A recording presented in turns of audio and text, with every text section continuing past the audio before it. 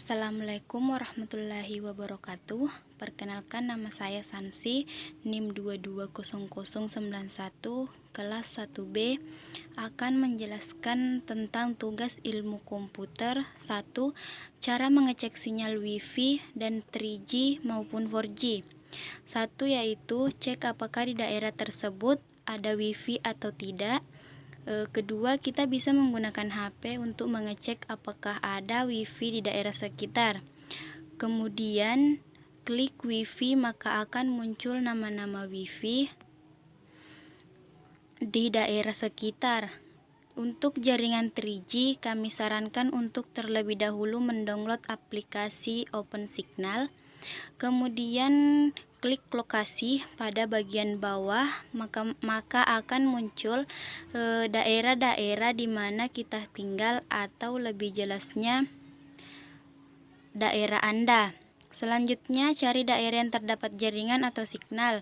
Kurang lebih seperti itu cara untuk mencari jaringan. Berikutnya yaitu yang kedua, hotspot rumahan untuk anak-anak. Pertama, kita memiliki internet, kemudian memiliki sambungan modem fiber. Biasanya modem fiber adalah sudah ada pada Wi-Fi. Modem fiber adalah suatu jenis kabel yang terbuat dari kaca atau plastik yang sangat halus dan digunakan sebagai media transmisi karena dapat mentransmisikan sinyal cahaya dari suatu lokasi ke lokasi lainnya dengan kecepatan tinggi. Ukuran fibra optik ini sangat kecil dan halus, diameternya hanya 120 mikrometer, bahkan lebih kecil dari helaian rambut manusia. Komponen jaringan ini memiliki kecepatan transmisi yang tinggi dengan menggunakan pembiasaan cahaya sebagai prinsip kerjanya. Alat-alat pengatur akses point Wi-Fi. 1. Kabelan atau UTP.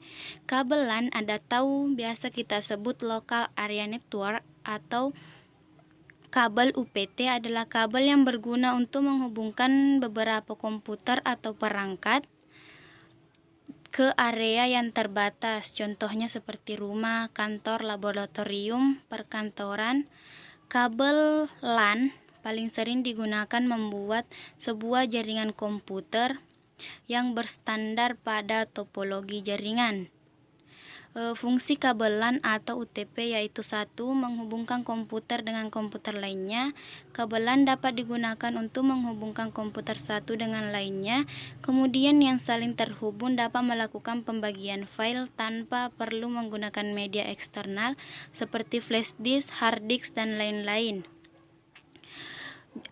2. Komputer dengan router. Wi-Fi adalah kebutuhan wajib untuk setiap perkantoran saat ini. Jika biasanya menggunakan Wi-Fi dengan cara wireless, namun semakin jauh jarak kita dari sumber Wi-Fi, maka koneksinya akan semakin berkurang. 3. Menghubungkan komputer dengan device lain. Kabel LAN juga digunakan saat kita ingin menghubungkan komputer dengan device lain. Salah satu contoh adalah saat kita ingin menghubungkan komputer dengan printer. Macam-macam kabel LAN yaitu 1. Kabel coaxial, unshielded twisted pair, shielded twist pair LAN atau UTP, kabel fiber optik. Kedua yaitu access point Wi-Fi. Adalah sebuah teknologi yang sangat erat hubungannya dengan dunia internet. Saat ini banyak perusahaan besar atau instalasi yang memiliki ruang publik luas seperti rumah sakit, pusat perbelanjaan, investisi, dan sebagainya, sehingga membutuhkan jaringan internet yang bisa menjangkau seluruh area perusahaan. Oleh karena itu, banyak perusahaan besar yang memanfaatkan access point untuk pemecahan masalah ini.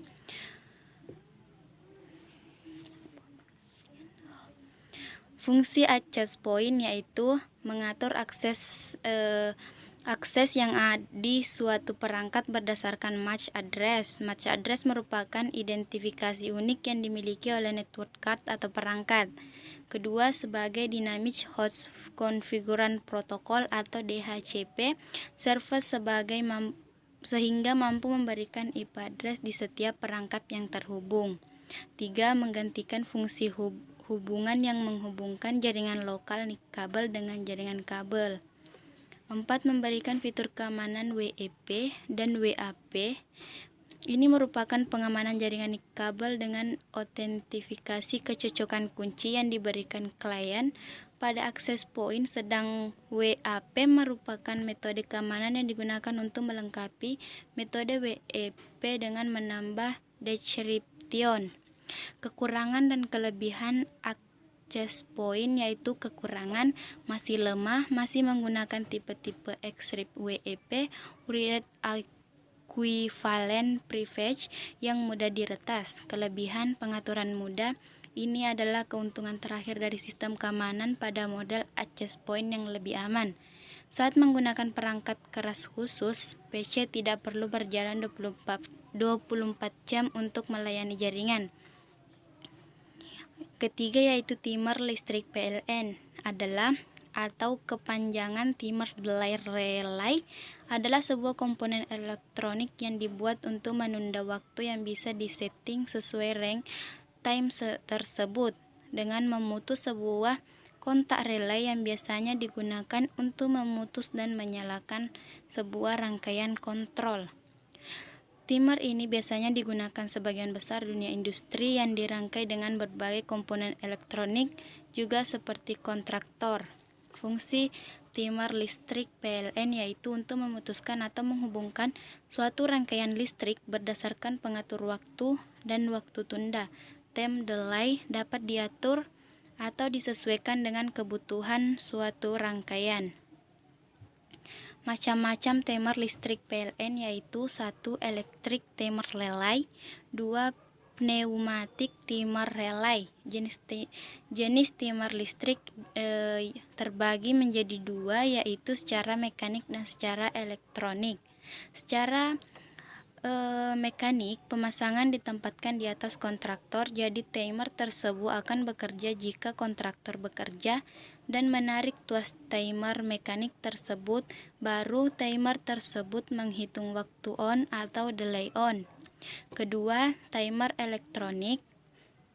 Timer elektronik, timer ini pasangan menggunakan soket ditaruh pada omega reel din rail dan di atas soket baru timer dipasang. Timer ini biasanya mempunyai kaki 8 dengan 2 kontak NO atau NC plus common dan coil 1. Sekian dari saya, terima kasih. Assalamualaikum warahmatullahi wabarakatuh.